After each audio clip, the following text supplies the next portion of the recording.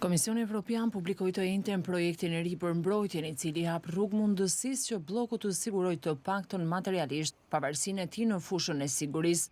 Dokumenti me 16 faqe është hartuar duke u bazuar në debatet e shumta të zhvilluara mes shteteve anëtare mbi mënyrën se si kontinenti i vjetër duhet të mbrohet përpara fundit të dekadës, kur sipas disa agjencive të inteligjencës Rusia mund të sulmojë një vend tjetër. Risia e projektit është se këtë herë janë vendosur afate për arritjen e objektivave, përfshirë ata më të rëndësishmit për të cilët Brukseli beson se duhen financuar me urgjencë. Mes tyre bëjnë pjesë mbikëqyrja e krahut lindor që do të përfshijë murin kundër dronëve, i konsideruar një kolonë e rëndësishme e sigurisë, si dhe mburojat ajrore dhe hapësinore evropiane.